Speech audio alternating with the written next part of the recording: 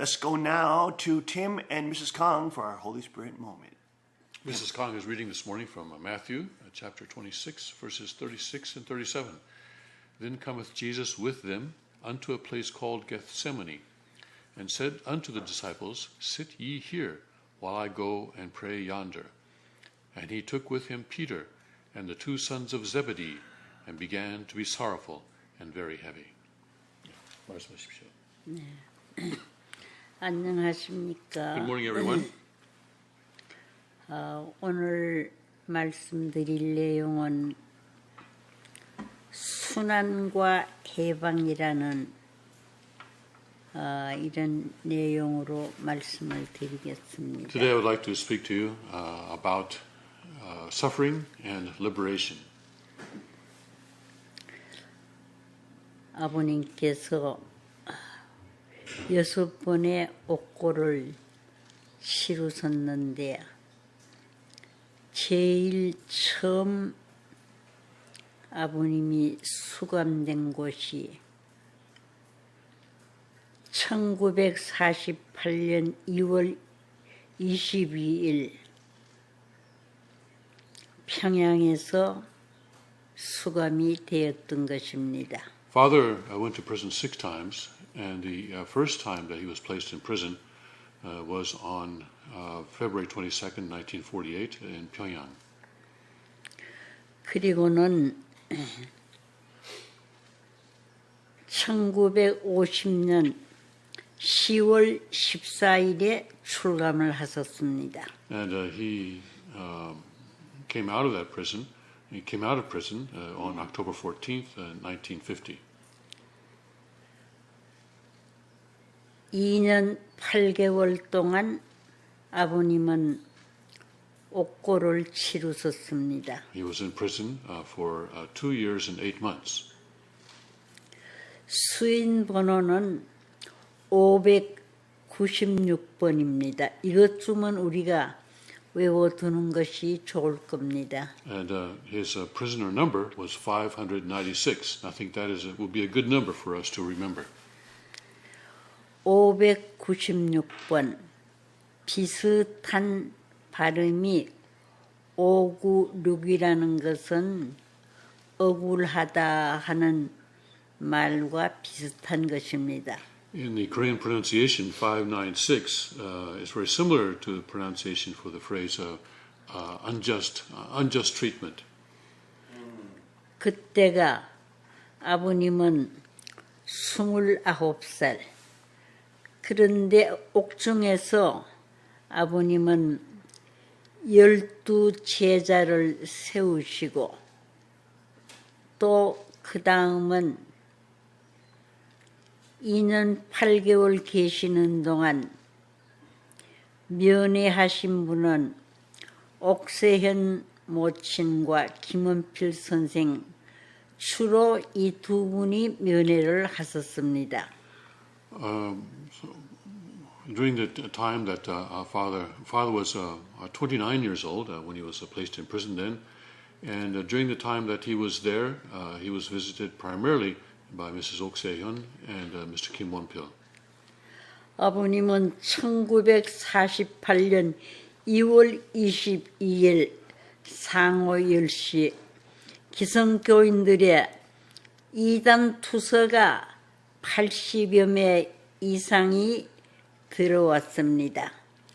Father was arrested in 1948 at that time, February 22nd, because the other denominational ministers of Christian ministers submitted 80 petitions to the North Korean government at that time, demanding his arrest.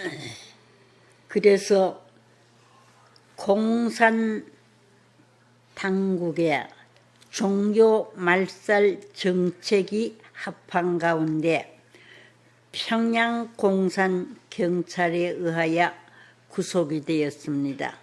And the communist government was just getting started in North Korea at the time, and it was, of course, in alignment with their policy to oppress religion in general. And so Father was arrested by the communist police of Pyongyang. 1948년 4월 7일이 공판하는 날이었습니다. And he was placed before a court on April 7th, 1948. 재판장에는 관심이 많았던 수많은 기성교인들과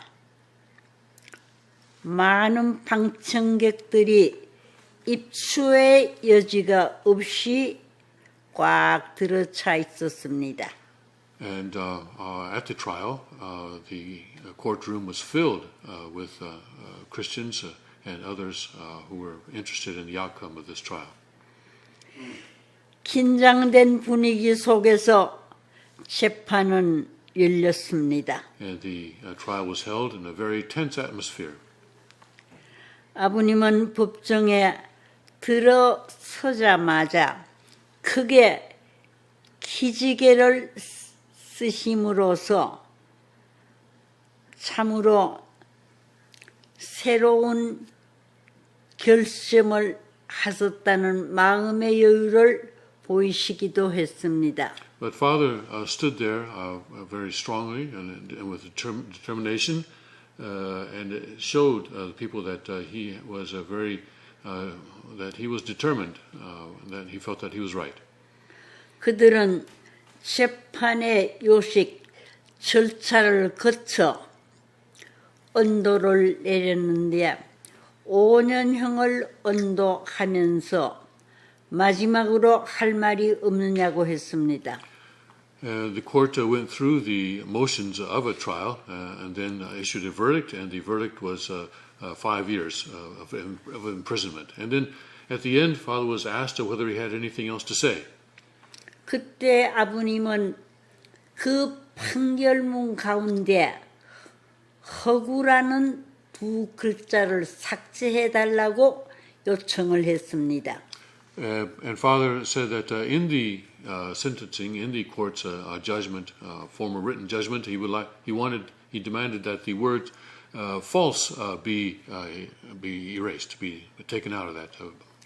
모든 가르침에 그 내용이 허구가 아닌 진실임을 간접적으로 주장하셨던 것입니다. In this way, Father was indirectly insisting that everything that he was teaching was not false, but was true.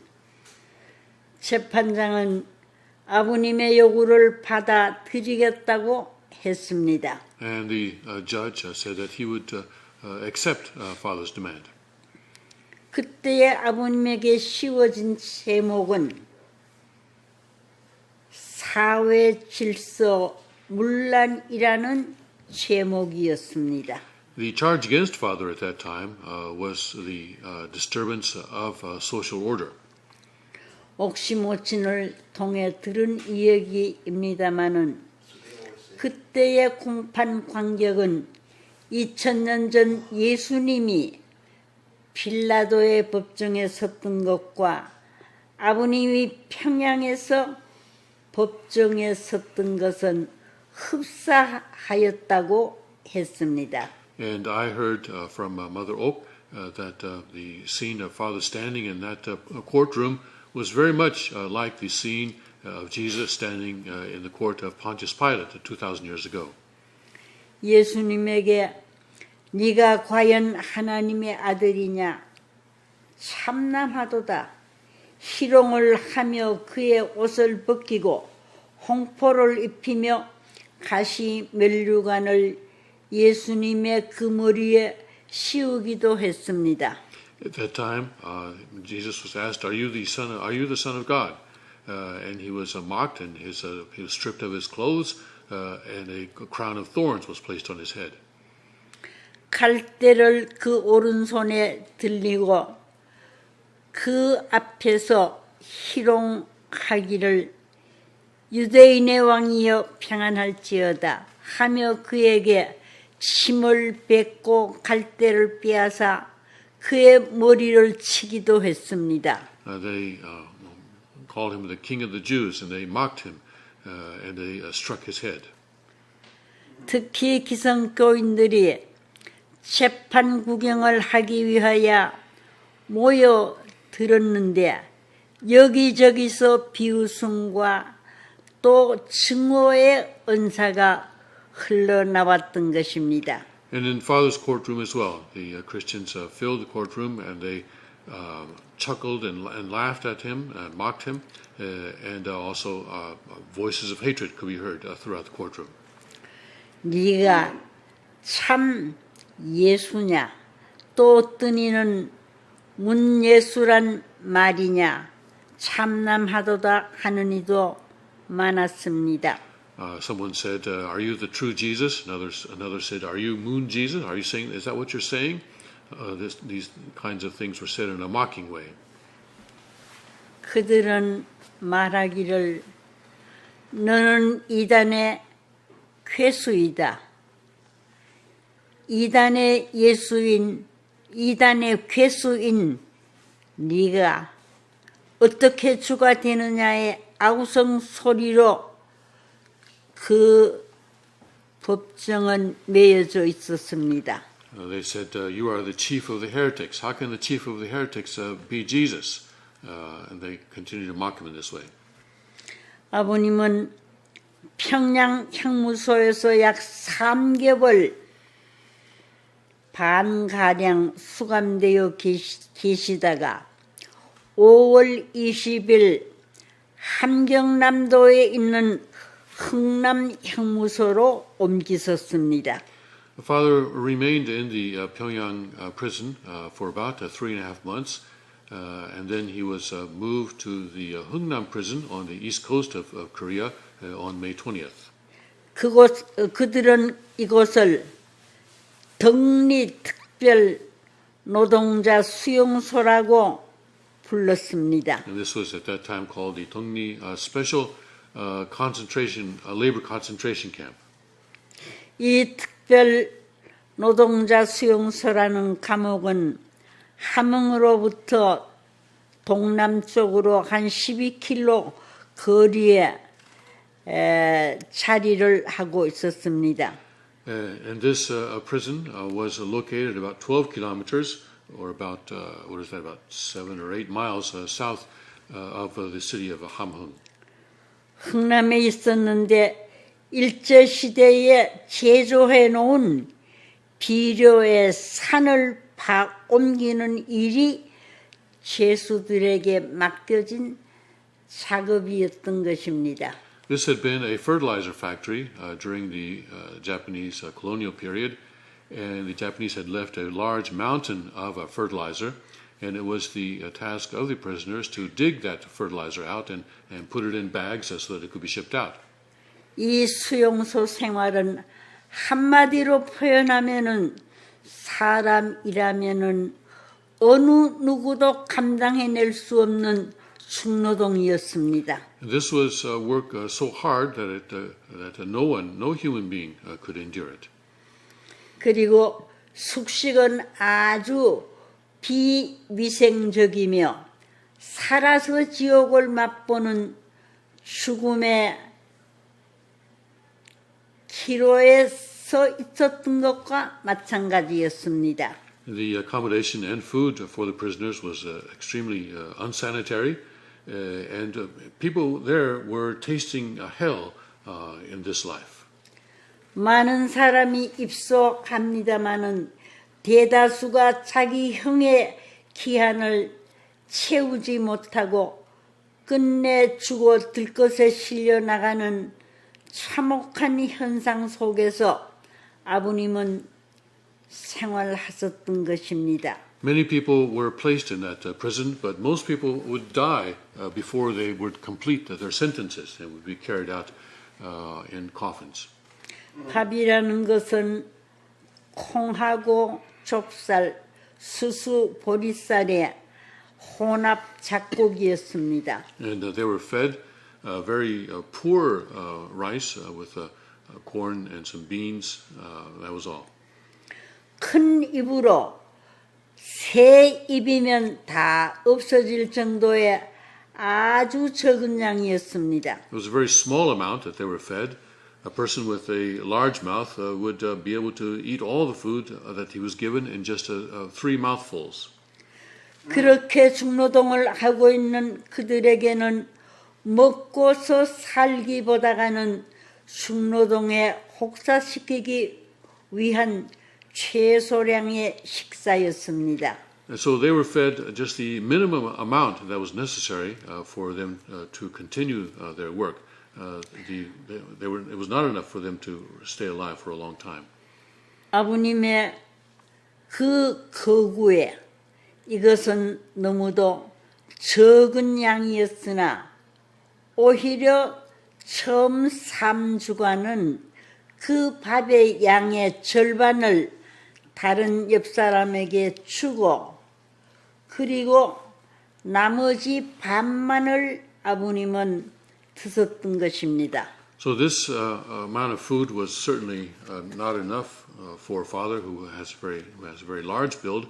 But for the first 3 weeks that he was there, he would take half of his food ration and give it to the person next to him. 아버님께서는 그러면서도 이 반의 식사를 내게 배당된 정상의 몫이라고 여기셨던 것입니다. And Father said he considered that the half that was left to him was the ration that was assigned to him. 그렇게 계속 하시다가 작정한 기한, 즉 3주간입니다. 작정한 기간이 끝나자 아버님에게 분배된 1인분을 잡수시면서 오늘부터 나는 2인분을 먹는다고 생각하시고 계셨던 것입니다. So from the beginning, he planned to do this just for the first 3 weeks of his stay in Hungnam. And when that period ended, he started eating the full ration. But he told himself, okay, from today I have double ration. I'm eating 2 people's ration.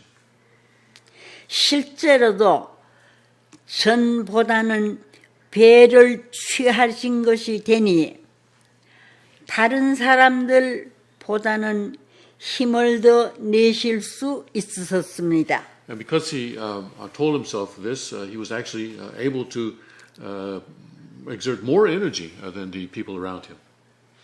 그때 옥시모친과 김은필 선생이 매월 미숫가루를 만들고 계절이 바뀌어질 때마다 옷을 사가지고 신발을 사서 면회를 갔었던 것입니다. And Mother Oak and Mr. Kim Won-pil would visit Father each month, and they would deliver to him a bag full of sort of ground up grains, various grains ground up, and also every time the seasons would change, they would take to him a new set of clothes that was appropriate to the new season. 아버님께서는 그것을 미숫가루 가져온 것, 또 잡수실 거 가져온 것, 이것을 방 안에 있는 이들과 함께 갈라서 드셨습니다. But Father would take that miskari, that ground up grain, and share it with the people who were in the same cell. 이것은 그곳에서는 어느 누구도 할 수 없는 일이었습니다. But this kind of sharing was something that no one else in that environment could do. 너무너무 힘들어서 제 명대로 살지 못하고 죽어가는 이들이 하루에도 여러 사람이 있었던 것입니다. Even from day to day, there were people dying in the prison. 어떤 이는 밥을 입에 넣고 그리고 씹으면서 죽는 이도 많이 있었던 것입니다. In many cases, a person would have food in his mouth and would be in the process of chewing that food when he would die. 그러면 그것을 본 이들은 체면불구하고 죽어가는 이의 입에 든 밥알 하나라도 먹기 위해 싸움을 하는 곳이 바로 그곳이었습니다. And then the other prisoners would fight each other to get to that dead person and to open his mouth and try to take out even if it was just one grain of rice, whatever rice was still in his mouth, they would try to take it out and put it in their own mouths. That was the kind of a hellish situation in there. 저는 그때 광경을 아버님께 직접 들었습니다. 실상 식사 시간이 되어서 모두들 그릇에다 밥을 쭉 받아가지고 먹는데 자기가 밥을 먹고 있으면서도 자기가 먹고 있다는 사실을 잊어버리고 있는 것입니다. And I heard my father speaking about this directly, and he said that when the mealtime came and people would receive their ration and they would be eating, but we wouldn't even realize that they were eating. 자기 자신도 지금 밥을 먹고 있으면서 자기의 머리와 눈은 남들이 먹고 있는 것을 정신없이 바라보고 있습니다. Because each person, although they were eating, they kept watching other people, what they were eating.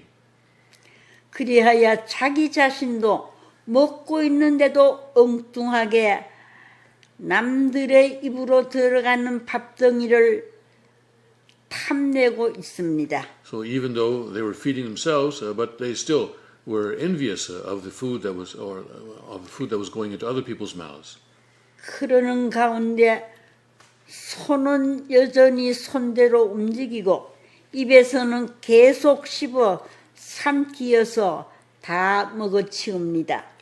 So their hands would be moving just automatically, just feeding themselves, and they were chewing, but their eyes and their head were always turned towards other people, and that's what was happened during the meal times.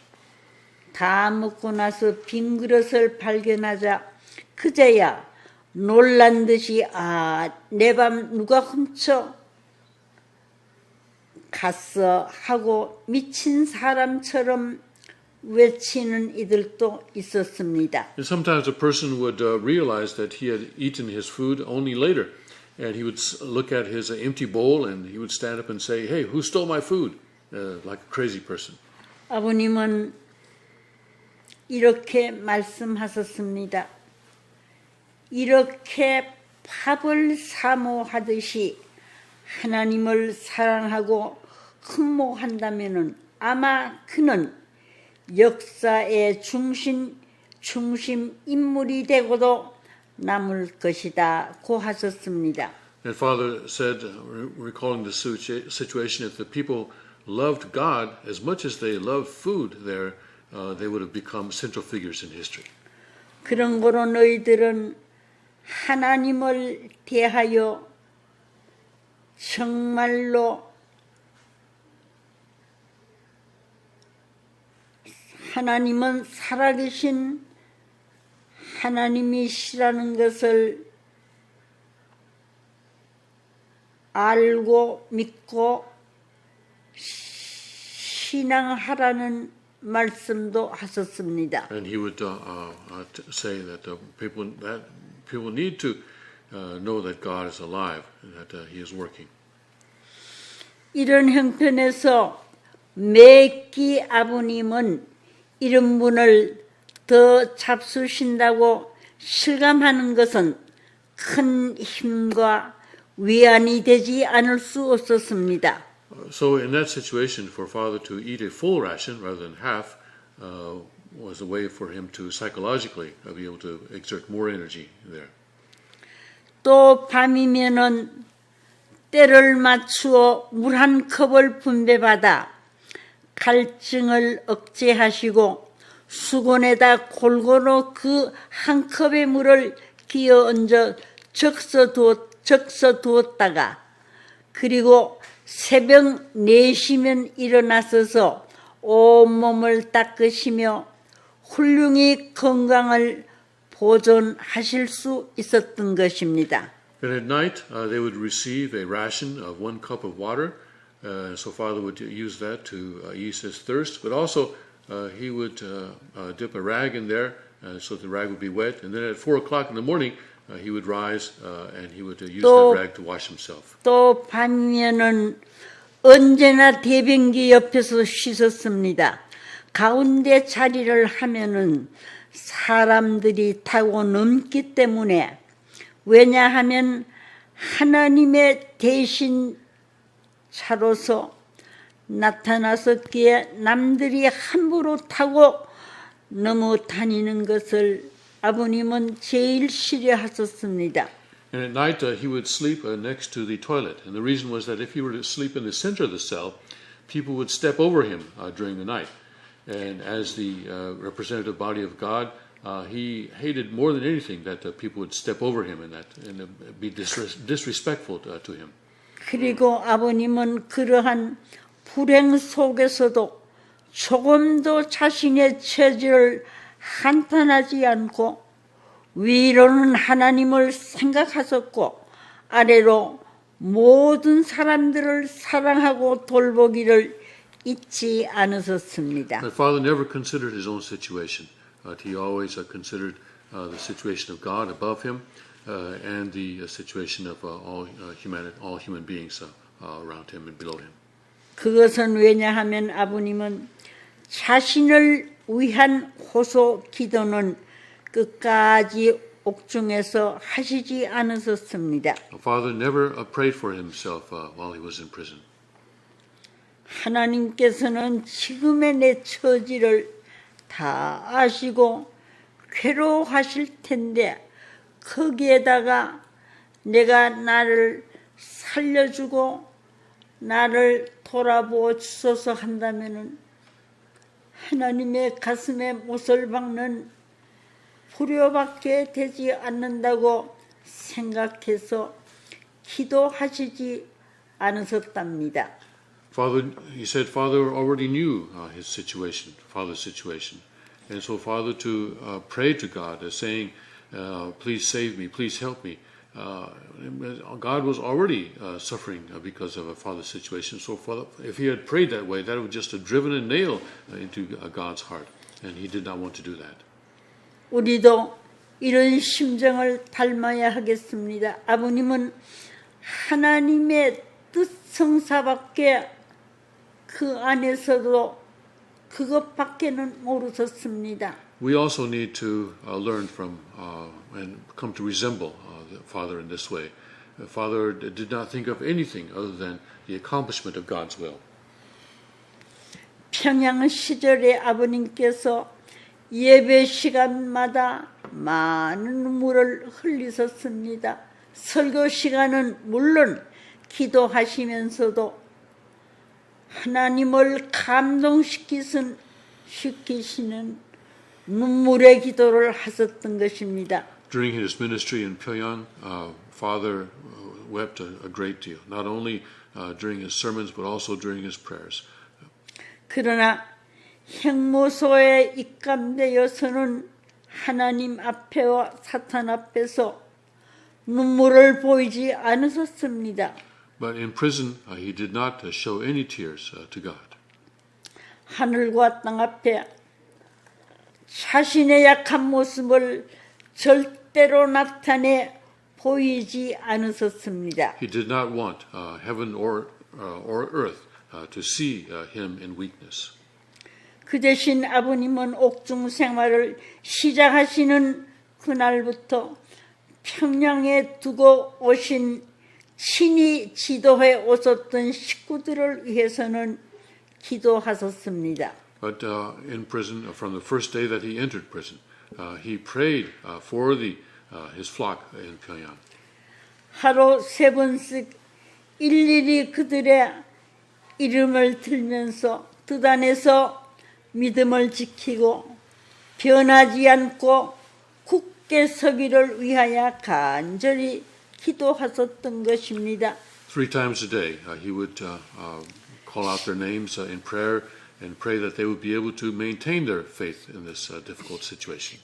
시간이 없으면은 식구들의 이름들만이라도 아버님은 부르고 외우셨습니다. If there was no time to do anything else, he would simply recite the names of the members of his church.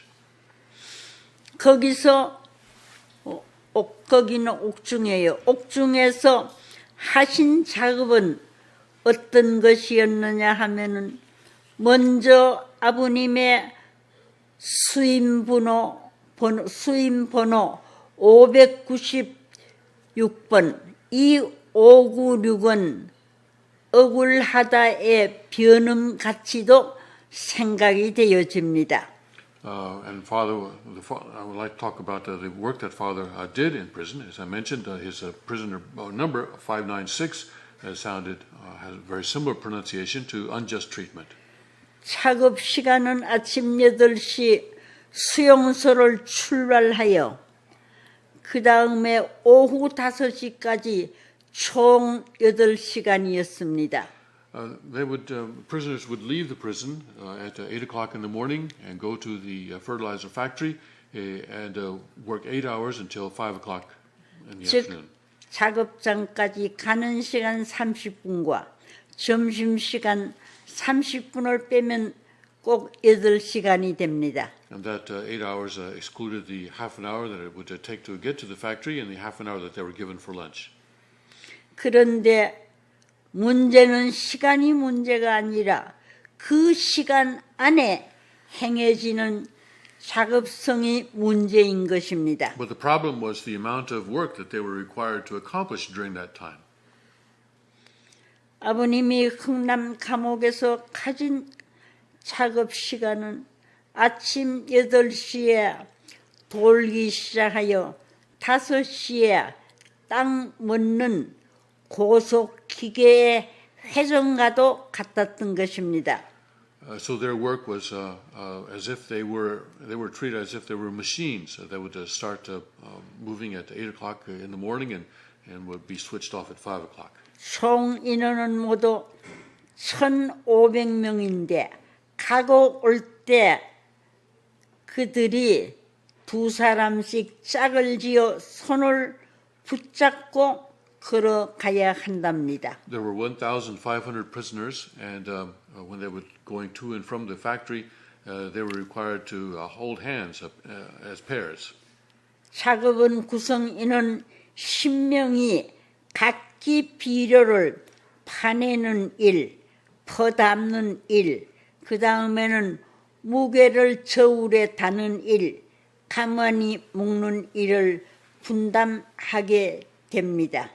And they were divided into teams of 10, and there was one person, or some people who would dig the fertilizer out from the mountain, others who would put it in the straw sacks or the sacks, and then someone would weigh the sack, and then someone would tie the sack.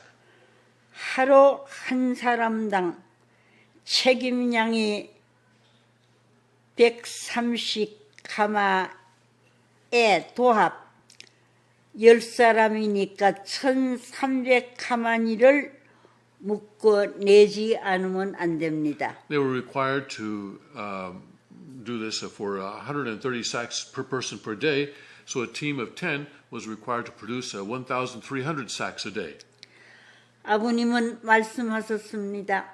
사회 사람의 기준이면 하루 3끼 잘 먹고도